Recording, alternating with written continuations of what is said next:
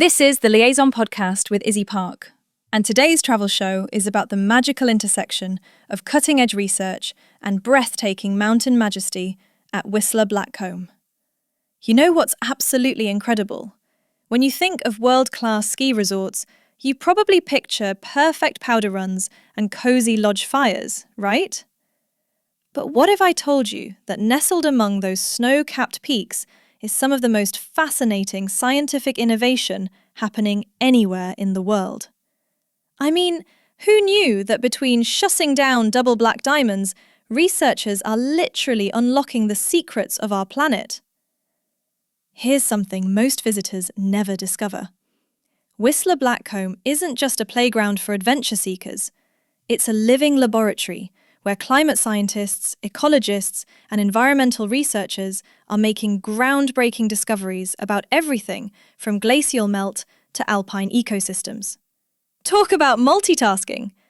And today, we're going to explore how this stunning mountain paradise became an unexpected hub where outdoor thrills meet scientific breakthroughs.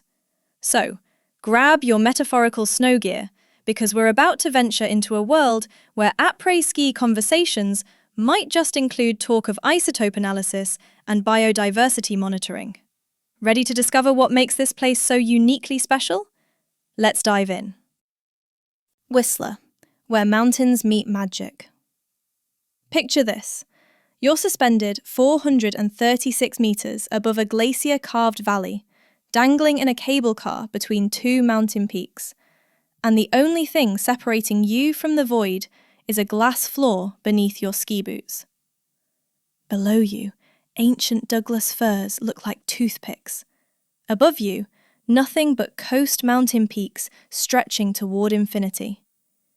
And you're grinning like an absolute maniac because you've just skied one mountain and you're about to drop into another without ever taking off your skis. This is the peak-to-peak gondola experience, and this is Whistler, where the terrain is Olympic level, the nightlife rivals any city, and somehow a broke ski instructor from Melbourne is buying you shots at 3 p.m. Here's what you need to understand about Whistler. This isn't just North America's largest ski resort, though it absolutely is that, over 8,100 acres of skiable terrain that would take you weeks to fully explore. This is a place where the mountain dream becomes democratized, where someone working 3 jobs to afford their season pass is carving the same powder as tech millionaires, where the bartender serving you tonight might be a former Olympian, and that person you're splitting a gondola with could become your best friend for the next 4 days or the next 4 months. Whistler has perfected something almost impossibly rare, a resort village that actually feels alive after the lifts close. The statistics are genuinely bonkers. 11 meters of annual snowfall, 2 mountains connected by engineering wizardry, runs that hosted Olympic downhill races, terrain parks that make professional snowboarders weep with joy. But those numbers don't capture why people uproot their entire lives to move here for a season, or why young professionals burn through vacation days and credit card limits to return year after year. The magic is harder to quantify. It's in the collective euphoria that settles over the village when weather systems dump 30 centimeters overnight and every single person checks snow reports before they're even properly awake. It's in the way strangers high-five on chairlifts, united by powder and possibility. It's the permission this place grants you. Permission to live in the present tense, to prioritize joy over career advancement, to be whoever you want to be, because nobody's asking about your 5-year plan. The Squamish and Lil'wat First Nations called this territory home for thousands of years before European settlers arrived, naming the area for the hoary marmots whose whistles echo through alpine valleys. Those mountains were sacred long before they were surveyed for ski potential. The modern resort opened in the 60s with big Olympic dreams that wouldn't materialize for another 4 decades. When Whistler finally hosted the world in 2010, it transformed from respected ski town into international destination. The infrastructure investment, the global attention, the permanent shift in prestige. But somehow, beneath the polish and corporate ownership, the soul survived. Maybe because mountains are humbling forces that don't care about your resume or bank balance. On powder days, everyone's equal. What hits you first is the energy. Whistler vibrates with kinetic potential.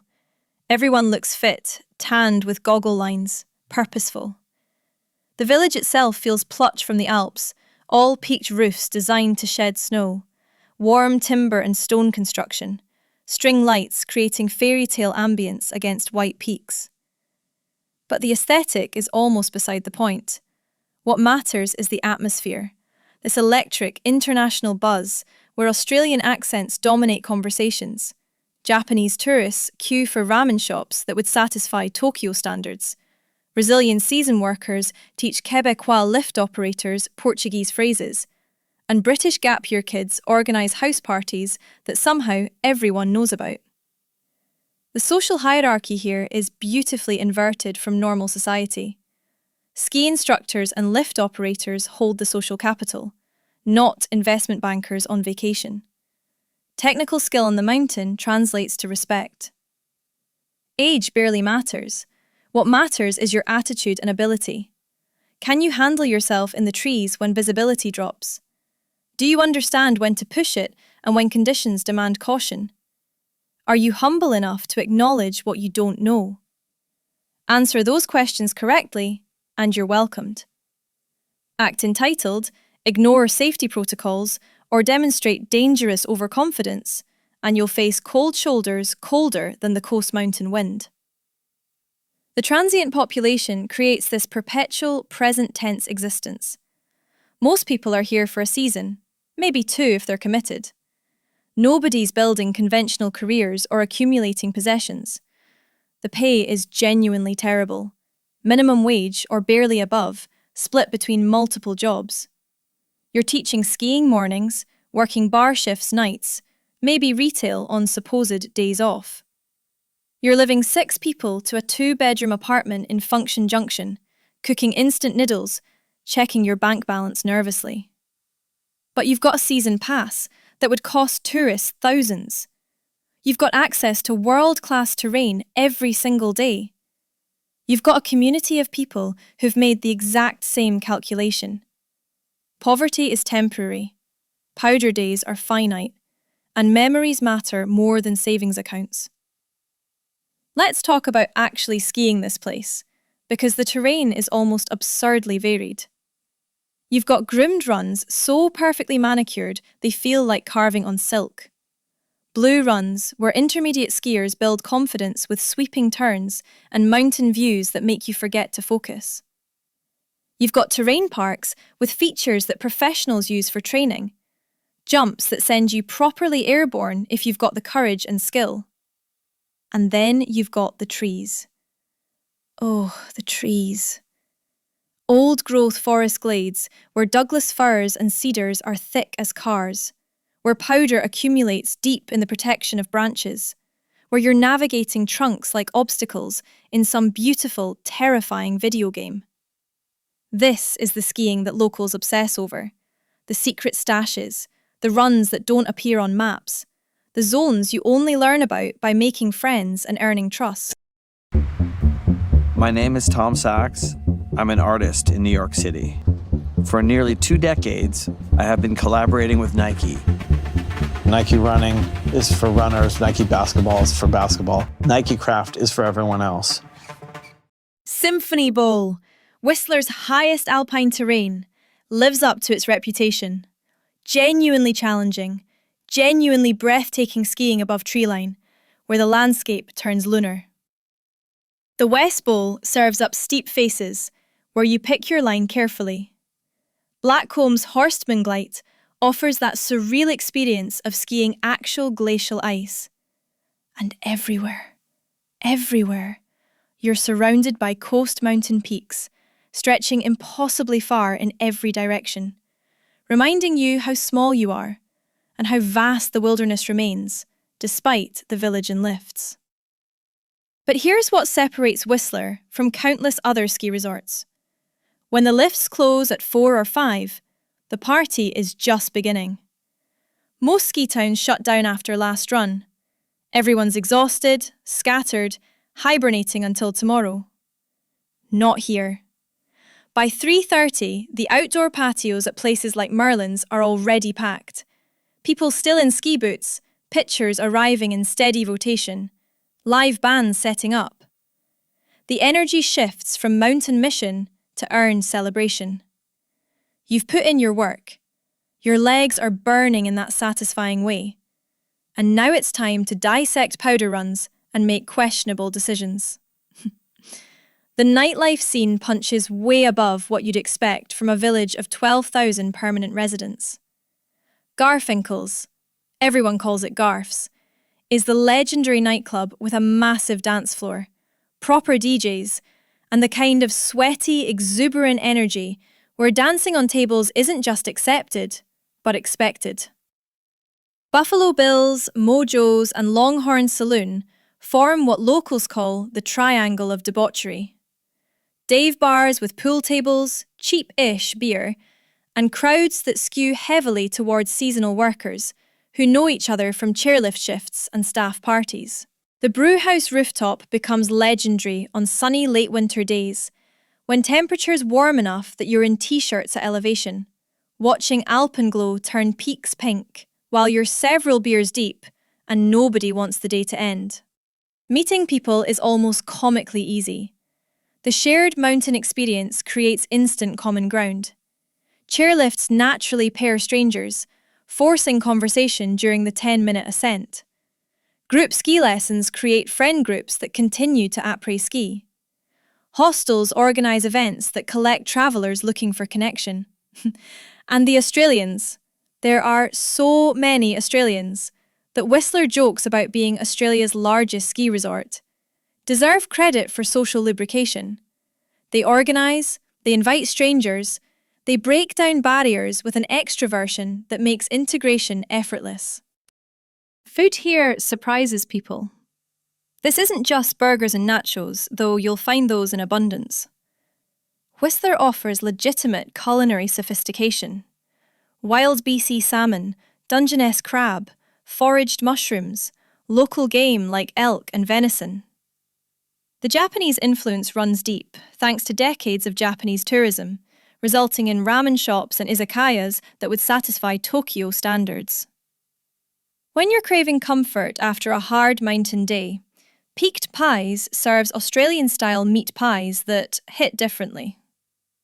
L Furniture Warehouse offers the bizarre concept of everything on the menu costing exactly $5.95, same price whether you're ordering apps or mains, and the quality is surprisingly decent for the gimmick. Late night poutine is non-negotiable. That Quebecois masterpiece of fries, gravy and cheese curds becomes almost spiritual when consumed at midnight after hours of dancing, still slightly sweaty, already planning tomorrow's first chair. If you're celebrating something or just feeling fancy, Christine's offers mountaintop dining at 1,850 metres elevation. Legitimately excellent food where the views compete with the plates.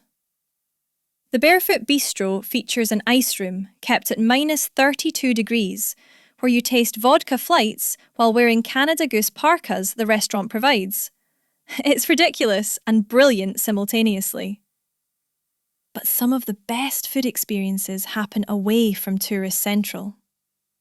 Function Junction, the industrial area south of the village where actual locals and workers live, houses spots like Northlands, a ski shop / cafe / bar beloved by the season worker crowd.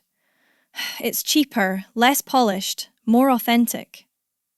The folks who spend their winters here tend to skip the overpriced village groceries, driving to Function Junction for Nestor's Market, batch cooking meals to afford their lifestyle. This is the reality beneath the Instagram shots. Most young people here are broke, calculating whether they can afford both drinks and dinner, choosing mountain access over financial security. Now for the secrets, the spots that tourists miss. First chair on powder days is ritualistic, almost sacred. People wait in silent anticipation because everyone knows what's coming when that gondola finally loads. Fresh Tracks Breakfast offers tickets to ride the first gondola at 7:30, eat breakfast at the mountaintop lodge, then ski before anyone else accesses the mountain. It's worth every penny for those first untouched runs. Locals obsessively lap Crystal Chair on Blackcomb. Rarely crowded, excellent tree skiing, the runs that locals hit repeatedly while tourists queue at more obvious lifts. Harmony Zone on Whistler's backside offers advanced terrain with a fraction of the crowds because it requires commitment to access. Building a new product? Temez Labs takes you from napkin sketch to the App Store. Trusted by Fortune 500s for quality, security, and speed. Book your free strategy session at temez.ai. The peak-to-peak itself becomes less crowded midday when most people are committed to one mountain. That's when you want to make the crossing, taking the full 11 minutes to appreciate the engineering absurdity of this suspended cable car. Some gondolas feature glass floors.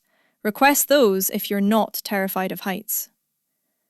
The view encompasses glaciers, forests, valleys, endless peaks, and occasionally you'll spot mountain goats on the cliffs below, looking impossibly sure-footed. Secret Beach on Alta Lake is where locals go for midday breaks on sunny days, even in winter. When the temperature climbs and sun reflects off snow with blinding intensity, you'll find people lounging lakeside in ski jackets, faces turned to warmth, taking a breather before afternoon laps. It's counterintuitive, but perfect mountain life isn't just about grinding all day. It's about recognizing when to pause and soak in where you are. Here's something nobody tells you about Whistler: the tree wells. Those are voids in the snow around tree bases where powder doesn't accumulate the same way. Skiers can fall in and get trapped, unable to extract themselves, and it's genuinely dangerous. It sounds concerning, because it is. You never, ever ski alone in trees. You maintain visual contact with partners. This isn't paranoia, it's respect for real danger. Similarly, avalanche closures exist for very serious reasons. When ski patrol closes terrain or backcountry gates, that's non-negotiable. The mountains don't care about your holiday schedule or your bravery. Respect the closures, listen to locals, acknowledge what you don't know. But don't let that scare you off. Whistler is genuinely safe when you operate within appropriate boundaries. The village itself is almost absurdly safe for a party town. The dangers are environmental and largely manageable through awareness and humility. The biggest risk most visitors face is overestimating. Thank you so much for joining us on today's journey through the fascinating world of human connection and cultural exchange. As we close out this episode, we want to remind you that every conversation, every encounter, and every story we share is a bridge between different worlds, different perspectives, and different experiences. The connections we explore here at Liaison are more than just topics. They're invitations to see the world through fresh eyes and open hearts. We hope you enjoyed the trip. You can support the Liaison podcast by rating it 5 stars and pressing the follow button. And remember, one's destination is never a place, but rather a new way of looking at things.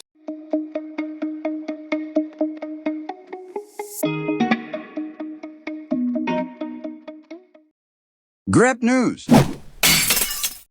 Tamez.